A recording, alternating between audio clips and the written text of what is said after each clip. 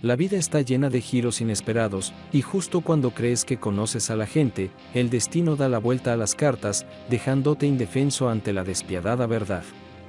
Hoy te contaré una historia que te atravesará el alma. Me llamo Alina, tengo 25 años, pero empezaré por el principio.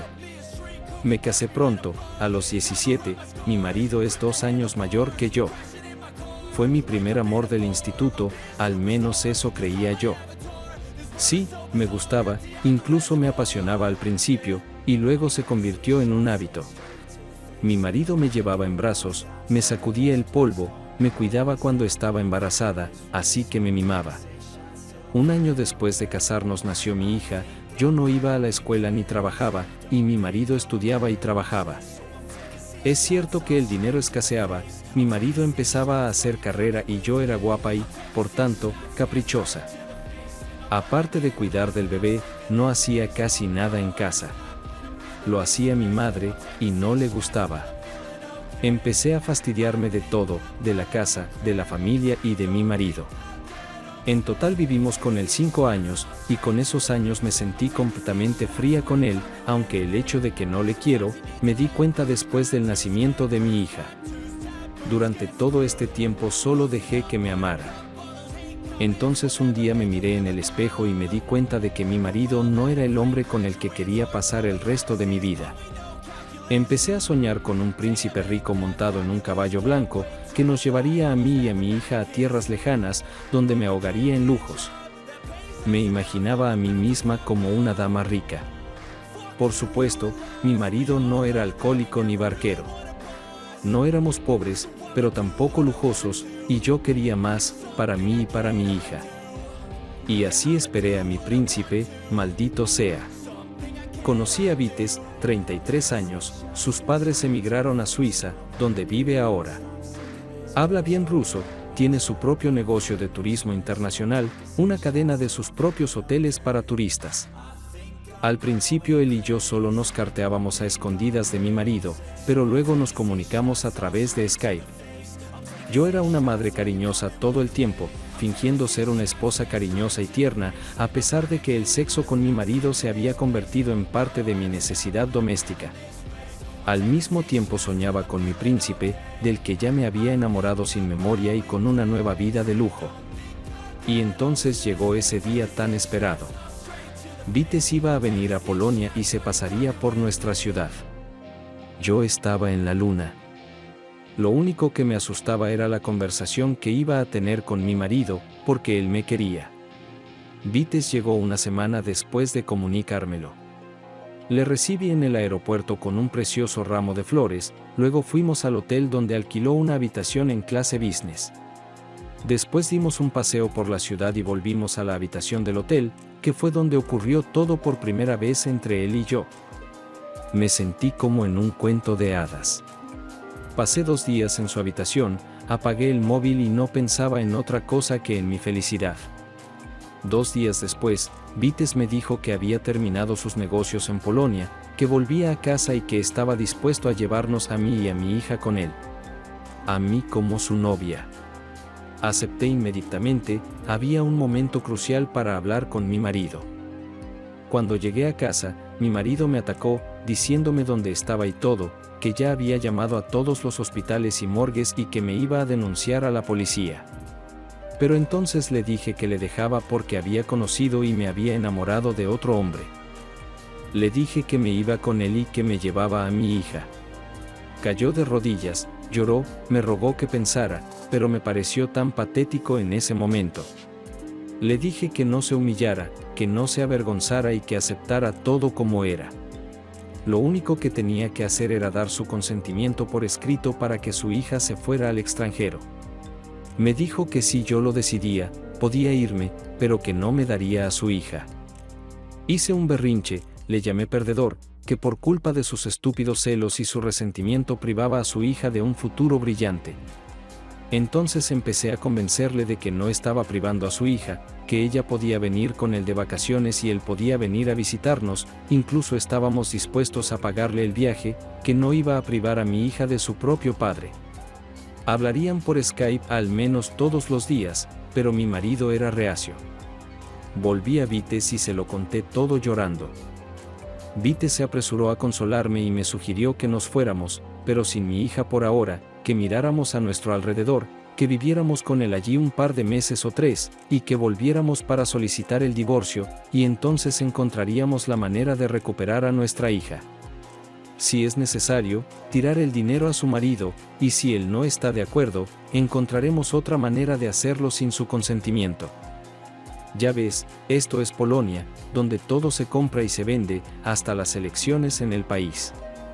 Sobornaremos a alguien, y se le privará de sus derechos paternos si nos pone trabas.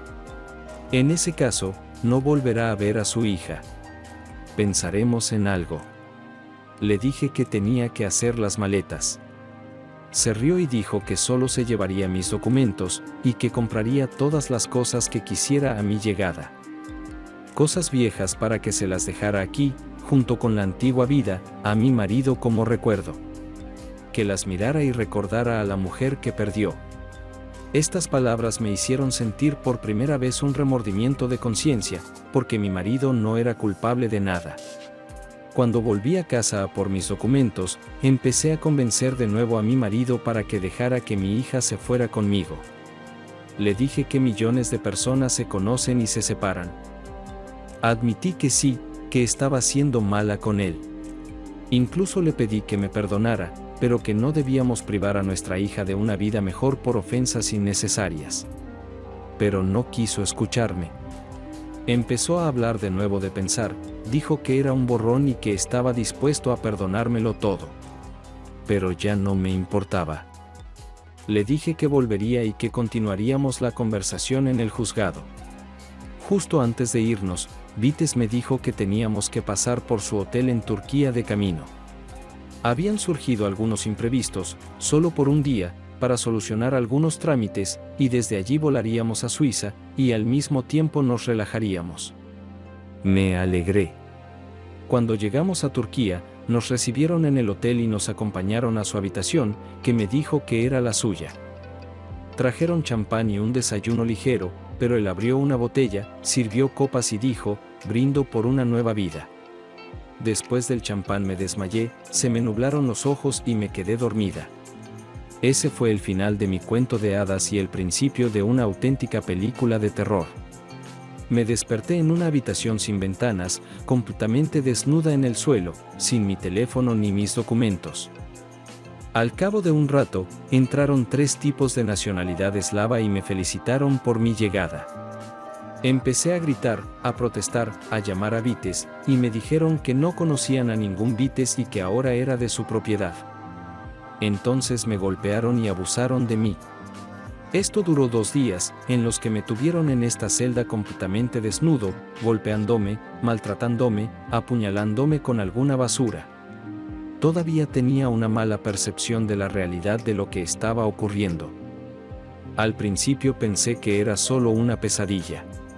Y luego que había muerto y me había ido al infierno.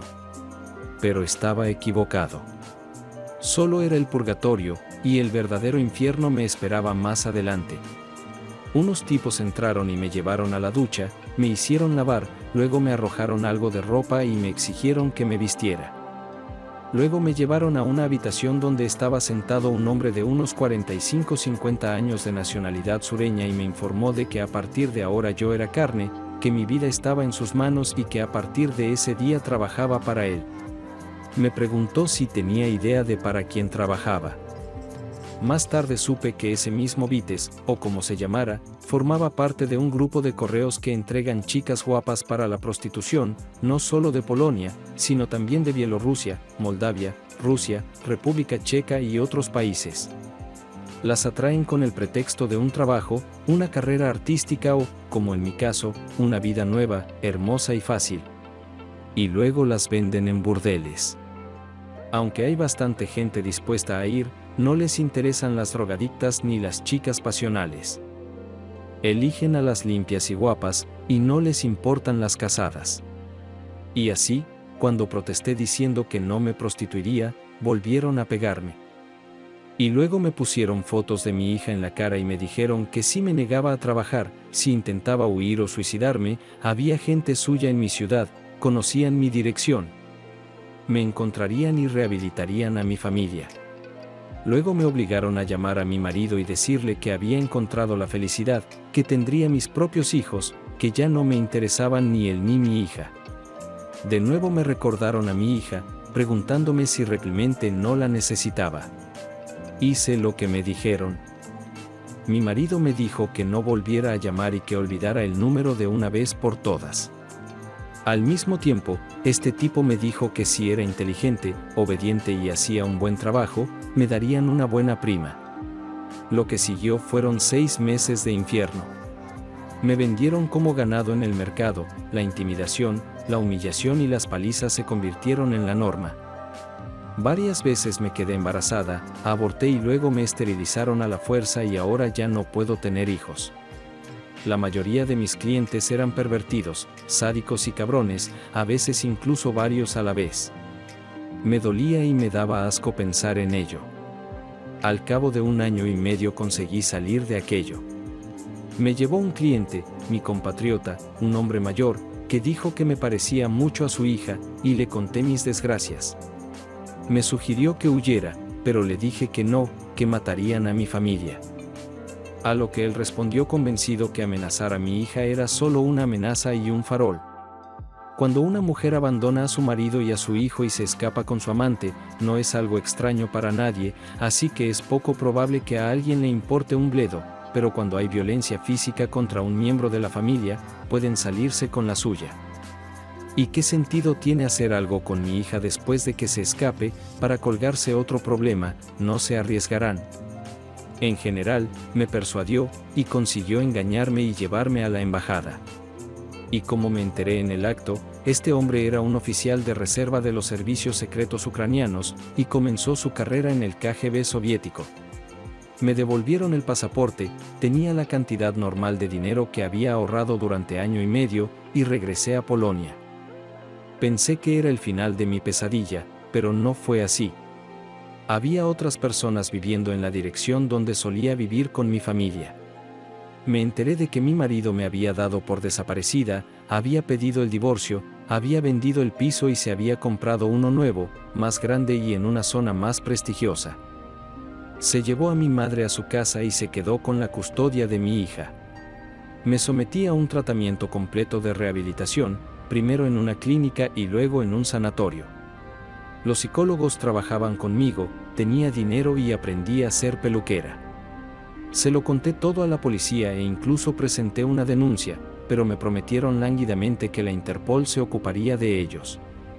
Y entonces localicé a mi exmarido, nunca olvidaré aquel encuentro. Ni siquiera me saludó ni preguntó, sino que me preguntó qué quería de ellos. Nos sentamos en un café durante 3 horas, deliberadamente le conté todo, pero en sus ojos no vi ni una sombra de simpatía o piedad, sino solo frialdad y lástima. Mi marido me dijo que ni él ni mi hija me necesitaban, y que debía volver al panel, donde pertenecía. Le dije que quería ver a mi hija y que legalmente tenía derecho a hacerlo. Así que demándeme, me dijo riendo entre dientes, y sacó un montón de fotos de su bolsillo interior y las tiró sobre la mesa. Mi benefactor tenía razón, esos cabrones no tocaron a mi hija, pero enviaron fotos de mi marido a una dirección de correo electrónico en la que estoy con clientes. Mi marido me dijo que me las podía llevar de recuerdo, que él todavía las tiene y que en el juzgado, si intento luchar por mi hija, las enseñaría, también que las viera mi madre, que tiene una enfermedad del corazón, no puede sobrevivir a esto.